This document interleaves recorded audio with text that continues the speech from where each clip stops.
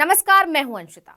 वाहरी भाजपा, सब कुछ आपका, फिर भी गुहार आपको ही लगानी पड़ रही है। जी हां, डबल इंजन वाले ग्वालियर का हाल ही कुछ ऐसा है, जहां पार्षदों की अपनी ही सरकार में सुनवाई नहीं हो रही है। यही नहीं, पार्षद अपनी ही पार्टी के सदस्य पर भ्रष्टाचार के आरोप लगा रहे हैं। और इससे ज्यादा हैरानी की बात और क्या ही हो सकती है।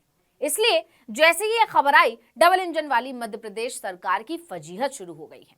लोग तंज कस रहे हैं कि दावा तो ये था कि डबल इंजन सरकार में काम आसानी से और जल्दी होगा, लेकिन यहाँ तो सरकार के अपने ही लोगों की सुनवाई नहीं हो रही, तो आम जनता का तो क्या ही हाल होगा। हंगामा इसलिए ज्यादा मच रहा है क्योंकि डबल इंजन सरकार में कुछ ही दिनों में डबल मामले सामने आ गए हैं। और हद तो तब हो गई जब भाजपा के पार्षद ही धरना प्रदर्शन करने पर मजबूर हो गए। अब खुद ही सोचिए सरकार का क्या हाल है। तो चुनाव के वक्त डबल और ट्रिपल इंजन के सरकार की बात करने वाले भाजपा की कलई उस समय खुल गई जब भाजपा के पार्षदों ने अपनी ही सरकार के अधिकारियों पर भ्रष्टाचार के आरोप लगा दिए। पार्षदों का तो यहां तक कहना था कि अधिकारी इतने बेलगाम हैं कि वो जनहित के कार्य भी नहीं सुनते हैं, उल्टा गलत तरीके से बात भी करते हैं। अब जब सत्तासीन पार्टी के पार्षदों का ही ये हाल है, तो आप अंदाजा लगा सकते हैं कि मध्य प्रदेश में, खासकर ग्वालियर में, अधिकारी किस तरह काम करते होंगे। दरअसल ये मामला तब खुला जब ग्वालियर निगम परिषद में बैठक चल रही थी। बैठक शुरू होते ही पार्षदों ने निगम के आयुक्त और दूसरे अधिकारियों पर गंभीर आरोप लगाना शुरू कर दिया। इस मामले की चर्चा इसलिए ज्यादा हो रही है क्योंकि भाजपा के पार्षद ही धरना प्रदर्शन कर रहे थे और सभापति भी भाजपा के ही हैं। राज्य में सत्ता भी बीजेपी की ही है। अब हैरानी की बात यह है कि अल्पमत का विपक्ष शांत बैठा हुआ था, क्योंकि सारा काम तो भाजपा के पार्षदों ने ही कर दिया। तो भाजपा पार्षदों का हंगामा इतना जबरदस्त था कि कई बार सदन को कुछ समय के लिए स्थगित तक करना पड़ा और वॉकआउट तक की स्थिति बन गई थी। गिरिराज कंसाना के समर्थन में विपक्षी पार्षदों ने वॉकआउट कर दिया। बाद में जब कैसे भी सुनवाई नहीं हुई तो सभी पार्षद मिलकर अपर आयुक्त के खिलाफ कार्रवाई करने की मांग का ज्ञापन देने के लिए निगम मुख्यालय पहुंचे, लेकिन यहां आयुक्त मौजूद नहीं थे। और तो और अपर आयुक्त आर.के. श्रीवास्तव पार्षद को देखकर भी चले गए।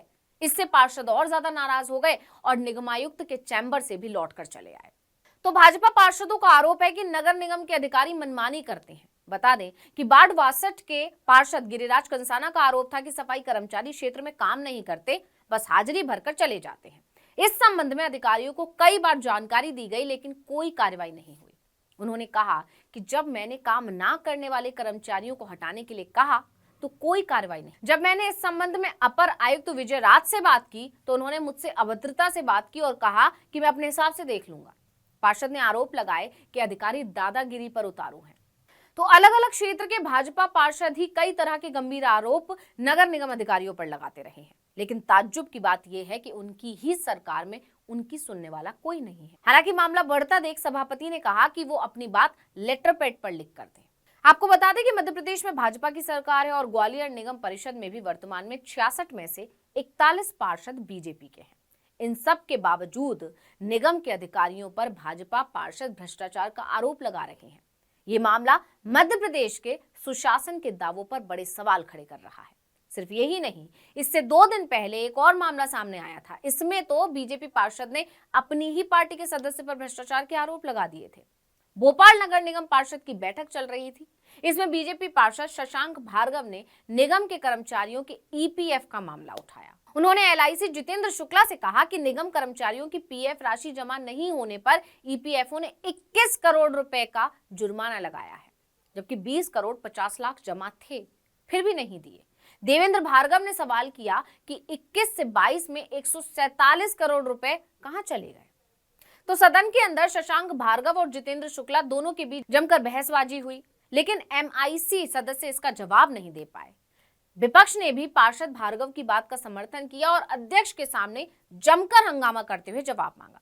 भार्गव ने कहा कि अधिकारी एडवांस में रुपए ले रहे हैं, बड़े ठेकेदार को पेमेंट मिल रहा है, लेकिन छोटे ठेकेदारों को पेमेंट नहीं मिल रहा है। आपको बता दें कि ईपीएफ विभाग ने निगम पर 21 करोड़ रुपए का जुर्माना लगाया है। इसको लेकर ही विवाद खड़ा हो गया था। तो मामला क्या था वो तो आप लोग समझ ही गए, लेकिन अब लोग तंज कस रहे हैं कि डबल इंजन वाली सरकार में भर भर कर भ्रष्टाचार हो रहा है और खुद बीजेपी वाले ही इसका खुलासा भी कर रहे हैं, लेकिन इनकी ही सरकार में इनकी ही सुनवाई नहीं हो रही है, या कहें कि सुनवाई नहीं की जा रही है।